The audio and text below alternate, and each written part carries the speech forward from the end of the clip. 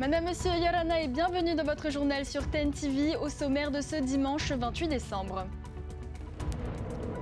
Nouvelle technologie, nouvelle façon de créer. Dans l'audiovisuel polynésien, l'intelligence artificielle ouvre de nouvelles pistes créatives de l'image au son, un virage que prennent déjà plusieurs professionnels du fénois.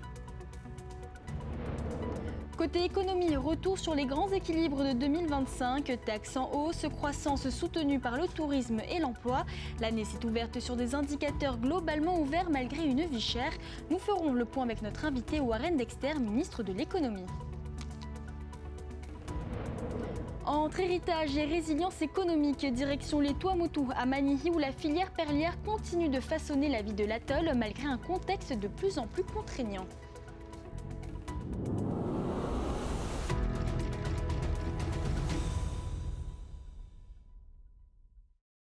L'intelligence artificielle est en train de rebattre les cartes de la création visuelle. Au Fénois, réalisateurs et techniciens s'approprient ces nouveaux outils, notamment en post-production pour explorer d'autres formes de créativité. Rencontre avec les professionnels de l'IA générative avec Thomas Chabrol. Animer des pochettes d'albums des grands noms de la musique polynésienne et en un temps réduit. Impossible il y a quelques années encore. Grâce à l'IA générative, ce spécialiste de la post-production y parvient. Ajustement des couleurs, synchronisation labiale, mouvement, ce nouvel outil vient compléter son panel de logiciels. C'est un super outil pour pouvoir rapidement présenter, donner une idée, essayer de la tester en fait. Musique, écriture, vidéo, motion design, Charlie DJ Lyrium est un touche-à-tout. L'intelligence artificielle ouvre la voie de nouvelles possibilités dans ses projets, mais selon l'artiste, elle ne remplace pas les idées. C'est un outil. Et l'outil n'est jamais aussi performant que la main qui le manipule. C'est pas parce que j'utilise de l'IA que je vais générer des animations en IA que je passe pas du temps à faire de l'IA à la main, enfin à faire de l'animation à la main, parce que ça me plaît aussi en fait. Si la qualité des images générées par l'IA se rapproche de plus en plus de la réalité, un œil averti en mesure les limites. Sur ce plan, ce mouvement de caméra a été créé par l'intelligence artificielle. Un arrêt sur image permet de voir la différence avec un plan réel. Un choix assumé par la production. Ces photos d'archives reprennent vie là aussi grâce à l'IA et au travail de ce réalisateur. Samin Nine a utilisé cette nouvelle technologie pour réaliser un clip. C'était l'occasion d'essayer. Moi, je collectionnais des photos d'archives qui je trouvais fascinantes, d'une époque qu'on n'a pas connue, dont les parents et les grands-parents parlaient. Et en les observant, il y avait ce rêve de vouloir être transporté dans ces moments-là. C'est l'occasion aussi de faire hommage à ces personnages, à ces photographes qui ont pris ces images. L'IA marque un tournant dans le monde de l'audiovisuel, à l'image du passage de l'analogique au numérique.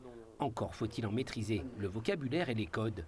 Il faut faire des choix, il faut apprendre à prompter, à parler à l'IA, à lui demander qu'est-ce qu'il faut faire et à connaître ses limites pour limiter les erreurs.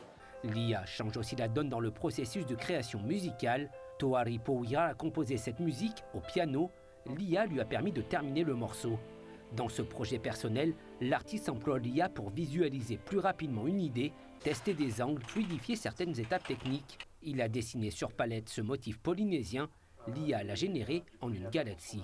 Là, je me suis lancé un challenge qui était d'essayer de créer un trailer d'une histoire que j'ai écrite moi. J'ai essayé de demander à l'IA de le faire, mais il a encore beaucoup de mal à créer des histoires lui-même parce je pense qu'il lui manque l'émotion humaine. Entre accélération créative et nouveaux outils à apprivoiser, l'intelligence artificielle ne signe pas la fin de l'artiste, mais l'ouverture d'un nouveau mode de travail, à condition de rester guidé par l'œil, la sensibilité et l'intention humaine. Sur le plan économique, l'heure est au bilan. Hausse des taxes, mais activité en croissance. 2025 s'est ouverte avec une TVA portée à 16% sur les produits sucrés, pendant que le tourisme, les investissements liés aux Jeux du Pacifique et la reprise de l'emploi soutiennent l'économie du pays. Des indicateurs globalement au vert malgré une vie chère toujours au cœur des tensions. Retour sur les temps forts de cette année économique avec Esther Cuneo. L'année démarre dès le 1er janvier par une note salée pour les amateurs de douceur. Chocolat glace ou sucre glace, les produits sucrés sont désormais soumis à une TVA à 16%, soit une hausse de 10% pour les consommateurs.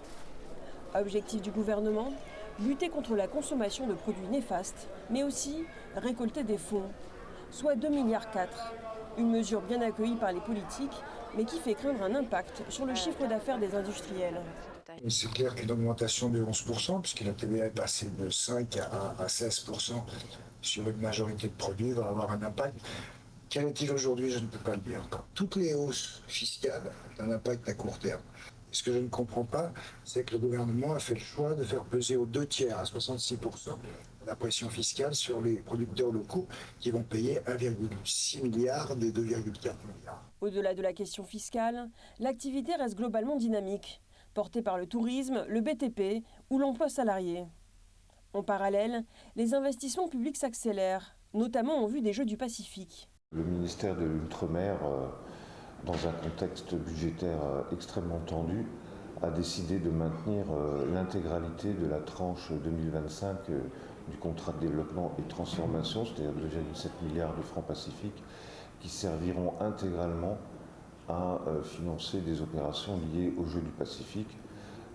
Ça s'ajoute à l'argent qu'on met sur le 3IF auprès de l'AFD et puis toute notre technicité dans le domaine de la sécurité. Donc l'État sera bel et bien présent aux côtés du pays pour que ces Jeux réussissent aussi bien que les Jeux Olympiques. Mais derrière les investissements, les fragilités persistent, comme la dépendance aux importations ou la vie chère.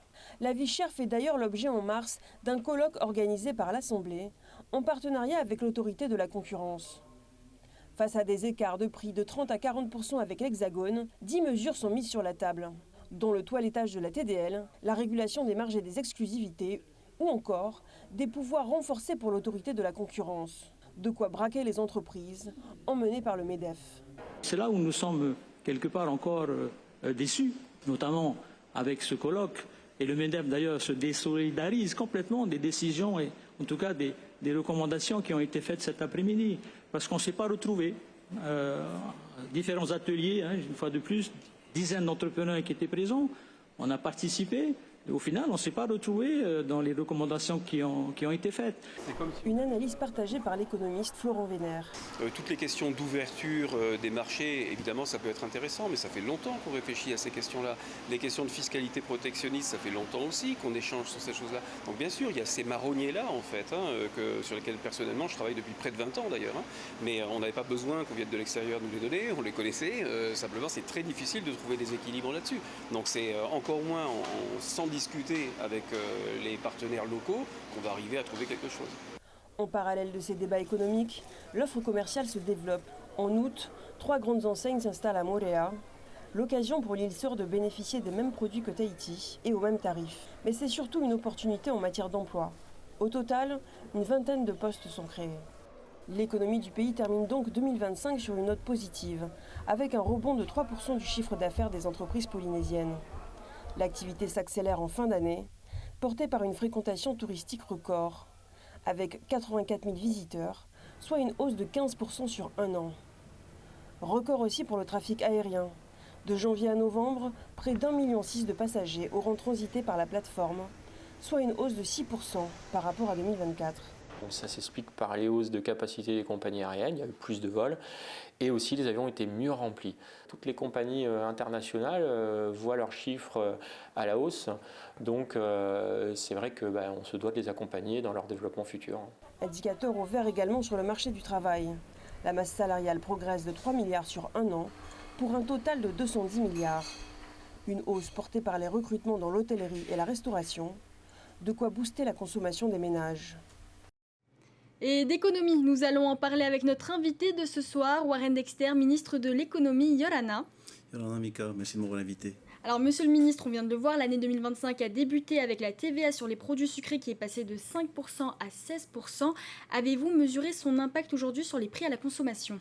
Alors, les prix à la consommation, non, mais je n'ai pas encore les chiffres définitifs. En revanche, sur les quantités, quand on compare les 11 premiers mois de 2024 avec les 11 premiers mois de 2025, on a une baisse des quantités, que ce soit les produits sucrés importés ou fabriqués localement. Donc ça peut augurer qu'il y ait une baisse de la consommation sur ces produits. C'est tant mieux, c'était l'objectif recherché. Alors les industriels locaux dénoncent une charge fiscale supportée à 66% par la production locale. Était-ce un choix assumé de votre part ? Je demande à voir. C'est vrai que le syndicat des industriels a avancé cet argument, mais pour l'instant, moi, je ne la partage pas. J'aimerais qu'on puisse se voir pour qu'ils puissent expliquer un peu leur analyse, que pour l'instant, je ne comprends pas. On va passer maintenant sur le volet de la vie chère. Malgré les débats, les colloques et les recommandations, la vie chère reste une préoccupation centrale. Qu'est-ce qui a réellement changé dans cette année 2025 ? La vie chère, vous savez, ça reste une préoccupation de chaque jour. C'est un peu mon tendon d'Achille parce que, comme vous avez pu le voir dans le reportage, l'économie se porte super bien dans notre pays. On a même figure de modèle dans les Outre-mer. Mais effectivement, la cherté de la vie demeure un problème préoccupant. Et moi, ce que je voulais pouvoir dire, c'est pas qu'on est impuissant, mais le challenge est super difficile, quoi. Parce que la première raison, c'est qu'on importe tout. Comme vous savez que déjà à l'extérieur, c'est cher, donc comment voulez-vous que ce soit pas cher ici? Donc la première solution, c'est qu'on arrive à développer notre économie endogène. Voilà. Mais je tiens à dire que c'est vraiment un sujet de tous les jours sur lequel on essaie de trouver des solutions. Et c'est vrai qu'on a pu tenir des colloques. En ce moment, il y a des discussions à Paris sur la vie chère dans les Outre-mer. Ce n'est pas un sujet facile. On le sait, les écarts de prix de 30 à 40% avec l'Hexagone restent élevés. Est-ce qu'on pourra réduire cela un jour ? Ça va être compliqué parce que déjà, vous avez indépendamment de tout ce qui est prix du transport, les taxes applicables localement. Je vous donne un exemple. Quand vous achetez des marchandises pour 280 000 personnes, vous n'aurez jamais des prix aussi intéressants que pour les marchandises que vous achetez pour des millions de personnes. Donc c'est la petitesse du marché qui fait que c'est un challenge quasi impossible à relever. Et je veux souligner que c'est un problème qui est propre à tous les Outre-mer, pas qu'à chez nous. C'est vraiment l'insularité, la petitesse du marché qui fait que c'est difficile d'avoir les meilleurs prix quand on importe. Alors, le fonds de la lutte contre la vie chère a été adopté à l'Assemblée. Comment sera-t-il utilisé, justement ? C'est un fonds en fait, quand on crée ce genre de fonds, c'est qu'on veut simplement s'imposer une obligation pour le gouvernement de financer des actions qui figurent dans le fonds en l'occurrence. Donc vous avez effectivement la prise en charge du fret interinsulaire de certaines marchandises, vous avez la farine subventionnée, et puis des dispositifs nouveaux que nous avons mis en place, notamment dans le cadre de la réforme des PPN. Donc l'ensemble va requérir un financement de 4,2 milliards. Et comme je l'ai dit, on a créé un fonds spécial pour ça. Ça veut dire que le pays, chaque année, il va devoir trouver les financements pour... Donc ce fonds a vocation de faire baisser les prix. Toujours, ouais, c'est toujours l'objectif recherché. Effectivement, par exemple, la réforme des PPN, comme j'ai eu l'occasion de le dire dans les débats à l'Assemblée, ça ne va pas faire baisser l'indice des coûts de la vie parce que, comme vous savez, les PPN, c'est qu'une toute petite partie de la consommation. Mais néanmoins, sur ces produits-là, on s'attend à une baisse de 6% pour l'ensemble de la population. Et avec le second pont de la réforme, avec la remise qu'on veut mettre en place pour les ménages nécessiteux, c'est une baisse de 10% supplémentaire. Donc, ce sera surtout à l'avantage des personnes qui en ont le plus besoin qu'on mène cette réforme. Et est-ce que vous avez une idée, une estimation des baisses des prix attendues ?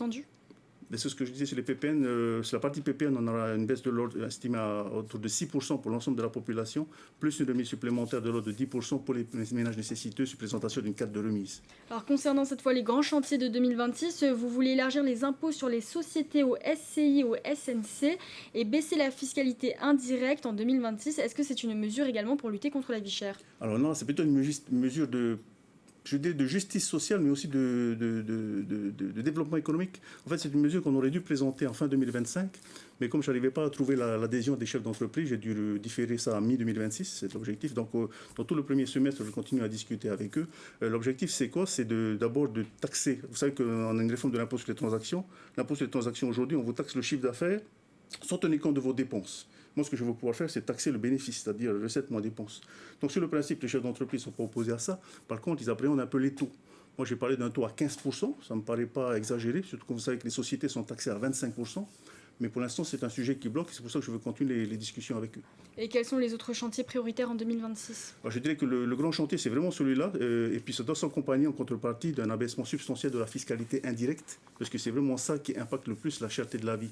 Alors, on est en train de travailler soit sur un scénario de baisse de droits de douane, soit de la TVA en régime intérieur et importation également. Alors, on le sait, Monsieur le Ministre, vous êtes également élu à Mahina. À l'approche des élections municipales, serez-vous de nouveau engagé dans la campagne municipale ? Vous savez, depuis que j'ai pris ce poste ministériel, je ne dors pas beaucoup. Moi, je n'arrive pas à comprendre comment on peut faire les deux. Donc, j'ai dit à mon tavanat Damas Tewira que je ne remplissais pas parce que j'ai besoin de me concentrer sur ma fonction ministérielle. Merci beaucoup, Monsieur le Ministre, d'avoir accepté notre invitation. Direction Manihi, où la perle noire reste bien plus qu'un symbole. Face à la raréfaction des nacres et aux défis de production, les acteurs de la filière s'adaptent, innovent et veillent à préserver leur lagon tout en transmettant un savoir-faire précieux. Rencontre avec celles et ceux qui font vivre la perliculture autrement avec Mériteato. À Manihi, la perle noire est bien plus qu'un symbole. C'est une histoire de passion et de persévérance. Fabienne préside le comité de gestion qui veille à la pérennité de la filière. Chaque atoll perlicole dispose de son propre comité. Celui de Manhi existe depuis 4 ans. Le comité de gestion dans tous les atolls regroupe des perliculteurs, des pêcheurs, des acteurs du tourisme, toutes les professions qui sont en lien avec le lagon, mais ce sont les perliculteurs qui sont majoritaires. Au quotidien, les perliculteurs font face à de nombreuses difficultés. La première étant le manque de nacre. Sans nacre, il n'y a plus de production de perles. Je pense que le problème est général pour tous les perliculteurs de la Polynésie, c'est l'approvisionnement en nacre. Ça va, ici Manhi, on a de la chance parce que Takapoto n'est pas très loin. Takapoto nous fournit énormément de nacre. Il y a des écloseries Fakarava qui arrivent aussi à fournir. Mais voilà, le collectage a un peu repris à Manhi, mais on ne peut pas dire que ce soit encore source pour nous fournir les nacres. Mais il y a espoir, il y a bon espoir. Au-delà de la production, les perliculteurs s'impliquent pour préserver leur environnement. Et on avait fait des nettoyages dans les fermes perlières, mais tout ce qui se trouvait sur terre déjà. On avait pu récolter plus de 80 tonnes de déchets envoyés. Des perliculteurs ont beaucoup travaillé. Ils ont été ramasser les stations qui étaient dans le lagon, qu'ils ont pu remettre à sec. Et c'est ça qu'on va essayer de récupérer en début d'année. Mais je pense qu'il y aura encore des quantités. Parmi les figures du secteur, Angel Matawa, perlicultrice depuis plus de 30 ans, a dû trouver un moyen de se diversifier et partager aussi sa passion, son enthousiasme avec les visiteurs. L'idée, c'est de partager vraiment toutes les étapes de la perle. C'est pas seulement acheter un produit fini et ne pas comprendre toutes les étapes que nous, les perliculteurs, nous devons justement porter. Parce qu'une perle, elle ne voit pas le jour en deux jours. Hein. C'est 1 an et demi de travail. Avant qu'elle soit là, il faut qu'elle soit élevée et qu'elle ait la taille pour atteindre la greffe. Donc c'est vraiment un travail qui est long, quoi. Malgré les obstacles, la passion demeure et les touristes repartent conquis. Oui, tout à fait, pour avoir vraiment un aperçu de la greffe, comment ça se passait, et c'était impeccable.